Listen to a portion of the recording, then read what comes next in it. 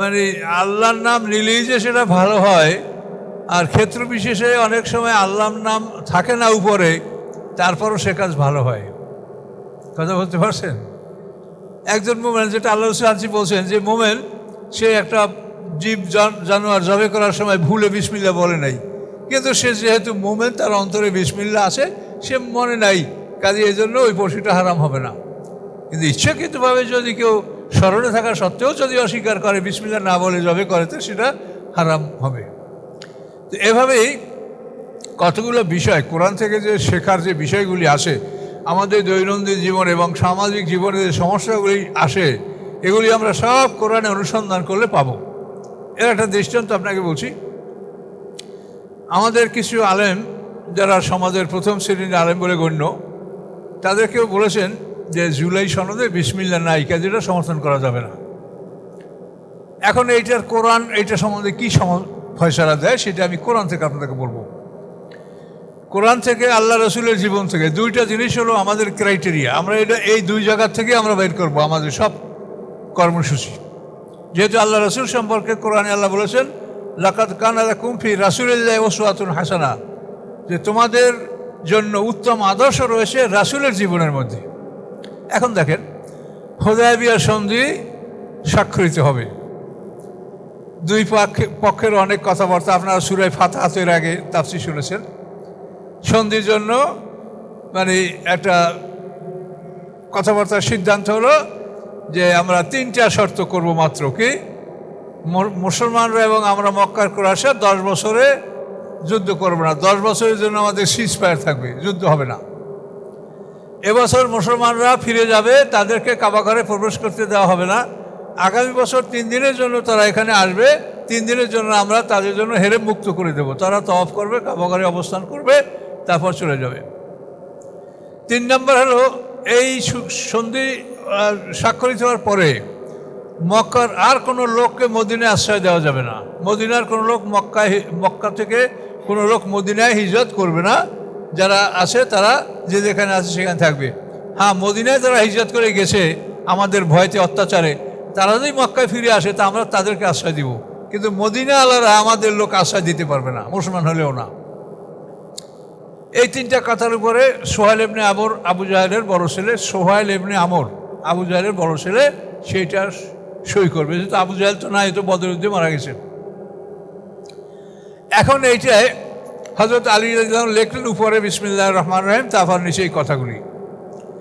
সোহাইল ইবনে আমর এটা দেখে বলে যে আমরা তো এই বিসমিল্লাহ চিনি না, আমরাও আল্লাহর নামে কাজ করি, আমরা বলি বিসমিকা আল্লাহুম্মা, একই অর্থ। তা আমরা তো এই বিসমিল্লাহির রহমানির রহিম এটা আমরা জানি না, এটা আমরা মানি না, এটা যদি এটা মুছে না ফেলা হয় তো আমরা সই করব না। এখন সাহাবায়ে কেরাম খুব মনে কষ্ট পাচ্ছে যে আল্লাহর কোরআনের বিসমিল্লাহ এটা মুছে ফেলেও জাহিলিয়াতের ওদের কথা লিখতে হবে। তো আল্লাহ রসুল বলছেন না, এটা বলছে তুমি করো। তার কারণ আল্লাহ তাআলা বলছেন যে হে রাসূল, ওরা যা চায় আপনি মেনে নেন, আপনি হুদায়বিয়া সন্ধি স্বাক্ষর করে যান, এটার মধ্যেই কল্যাণ আছে। এখন আল্লাহ রসুল তো সব কথা খুলে বলছেন না। তো এখন বিসমিল্লাহির রহমানির রহিম কেটে দেওয়া হলো। এরপরে সামনে নিচে যে লেখাগুলি, তার মধ্যে ছিল মোহাম্মদ রসুল্লাহ সাল্লাল্লাহু আলাইহি ওয়াসাল্লাম ইলা কুরাইশেন, যে মোহাম্মদ রসুল্লাহ সাল্লামের পক্ষ থেকে কুরাইশদের প্রতি এই সন্ধিনামা, যে মোহাম্মদুর রসুল্লাহ, এইটা সোহাইল ইবনে আমর সই করবে না। সে বলে যে তিনি মোহাম্মদুর রসুল্লাহ, আল্লাহ রসুল, এইটা যদি আমরা স্বীকার করি তো তার বিরুদ্ধে আমরা লড়াই করবো কেন? আমরা তো এটা মানি না, সেই রাসূল এটা আমরা স্বীকৃতি দেই না, কাজেই এটা আমরা সই করবো না। তো এবারে তো সাহাবায়ে কেরাম মানে সাদ ইবনে মুআয, সাদ ইবনে উবাদা, এরা ক্ষিপ্ত হয়ে গেলেন, আনসারদের নেতা। তারা এসে হযরত আলী রাদিয়াল্লাহু হাত চেপে ধরলেন যে খবরদার, মুহাম্মদুর রাসূলুল্লাহ কাটবে না। খুবই সাহাবীরা উত্তেজিত হয়ে গেলেন যে আল্লাহ রসুলের নাম, রাসূল এটা আমরা কাটবো। তারপরে আলী রাদিয়াল্লাহুকে আল্লাহ রসুল এক কিনারায় ডাকলেন, ডাকে বলেন তুমি আমাকে দেখাই দাও যে মুহাম্মদ রাসূলুল্লাহ কোনখানে লেখা। তার দেখাই দিলেন যে এই। আল্লাহ রসুল তো লেখাপড়া জানতেন না, তো আল্লাহ রসুল নিজে কলম টেনে ওই জায়গাটা কাটিয়ে দিলেন নিজ হাতে, বলেন যে এখন সই করো। এইভাবে হুদায়বিয়া সন্ধি স্বাক্ষরিত হলো। তো এখন এখানে দেখেন যে ওরা বিসমিল্লাহ রাখতে দিল না, মুহাম্মদ রাসূলুল্লাহ রাখতে দিল না, তারপরে আল্লাহ রসুলরা সই করলেন। কেন? যে উপরে বিসমিল্লাহ না থাকলেও ভিতরে যেগুলো আছে সেগুলো ভালো। আর এই দেখেন এদের উপরে বিসমিল্লাহ আল্লাহর নাম আর ভিতরে সব কুফরি, কি ঠিক কিনা? কাজে উপরে বিসমিল্লাহ ভিতরে কুফরি, এরকম বিসমিল্লার তো কোনো অর্থ হয় না। আর যদি ভিতরে ভালো থাকে আর বিসমিল্লাহ যদি কোনো কারণবশত যদি বাদও যায়, তাহলে সেটাও স্বাক্ষর করা বা সেটা গ্রহণ করা যেতে পারে। এই জন্য কতগুলি জিনিস বিবেচনা করতে হবে। এখানে আমরা বাংলাদেশে হিন্দু, মুসলিম, খ্রিস্টান সবাই বসবাস করি। এখন যদি আমরা বিসমিল্লাহ বলে একটা জিনিস রচনা করি, তো ওরা বলবে যে এর মধ্যে আমরা নাই। কি বলতে পারি কিনা বলেন? এটা বিতর্কিত বিষয় হবে। কাজে আমরা মুসলমান, আমাদের অন্তরে বিসমিল্লাহ আছে, আমরা যদি শতবার না লেখি বা আমাদেরকে জোর করে কেউ না লেখায়, তাতে আমাদের অন্তর থেকে বিসমিল্লাহ যাবে না। কাজে যেখানে কল্যাণ আছে সেখানে আমরা বিতর্কে লিপ্ত না হয়, এটা আমরা স্বাভাবিকভাবে গ্রহণ করা। এবং এটা কিসের জন্য এটা আমরা সবাই বুঝছেন, যে দেশে যে আইনকানুনগুলো নষ্ট করা হয় সেগুলো সংস্কার করার জন্যই এগুলি, আর কিচ্ছু না। এটা কোনো ভোটের ক্যানভাস না, এটা হলো গোটা জাতির জন্য।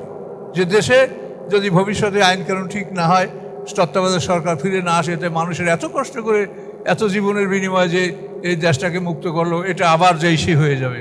এই জন্য এটা বুঝিয়ে বলার জন্য সরকারের পক্ষ থেকেও আমাদেরকে বলা হয়েছে। তো এই জন্য এই বিষয়গুলি আলেম সমাজ, যে হঠাৎ করে আপনারা বিসমিল্লাহ নাই একটা ফতোয়া মারিয়ে দিলেন, কিন্তু আপনারা কোরআন থেকে জিনিসটা দেখেন না যে আল্লাহ রসুলের জীবনে কি পাওয়া যায়।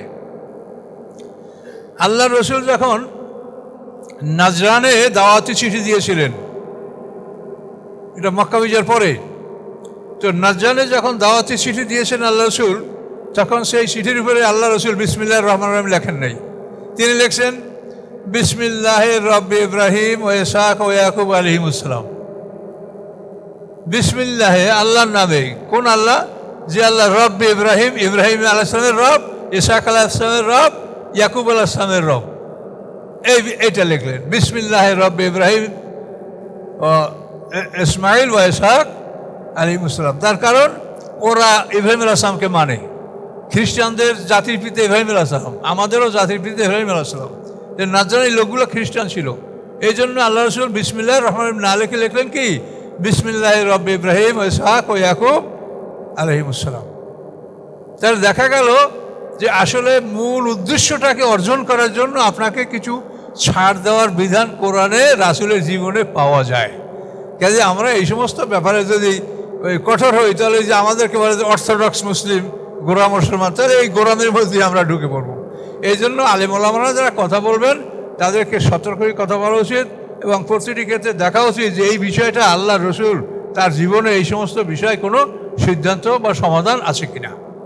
তাহলে আমরা দেখি যে আল্লাহ রসুলের জীবনে স্পষ্ট এইসব ঘটনাগুলি এগুলি পড়ে আছে। তো এই জন্য শুধু বিসমিল্লাহ ফ্যাক্টর নয়, ভিতরে কি আছে তাও বুঝতে হবে। উপরে বিসমিল্লাহর ভিতরে যায় কুফরি, তে বিসমিল্লাহ কী লাভ হলো? আর যদি উপরে বিসমিল্লাহ নাও থাকে, ভিতরে যদি সমাধান থাকে, গোটা জাতির কল্যাণ থাকে, তাহলে সেখানে সেটা গ্রহণযোগ্য হতে পারে। আপনারা কি করবেন? আপনারা করবেন। আপনাদেরকে শুধু বুঝিয়ে দেওয়ার দায়িত্বটা আমাদের। আমরা কারো পক্ষে কথা বলার জন্য এখানে বসিনি, শুধু বিষয়টা বুঝিয়ে দেওয়া যে এটা কিন্তু এই। তো আশা করি এসব ব্যাপারে আপনারা জ্ঞানী মানুষ। তবে আপনারা রাসূলের জীবনী এবং কোরআন এই দুইটা জিনিস যদি পড়েন, জীবনের এমন কোনো দিক পাবেন না যে এইটা সমাধানের মধ্যে নাই। এটা একেবারে গ্যারান্টি। এ দেখেন, আমার আলোচনা আপনারা যারা অন্তত 20-30 বছর বসে শোনেন, এই 20-30 বছর পর্যন্ত আমি সব কোরআন থেকেই তো কথা বলছি, তাতে আমার কথাও ফুরেই যায় না, আর আপনাদেরও বসতে অসুবিধা হয়নি। সবই কোরআনের মধ্যে আছে, এবং সঙ্গে সঙ্গে রাসূলের বিশুদ্ধ হাদিসগুলিও আমরা গ্রহণ করছি।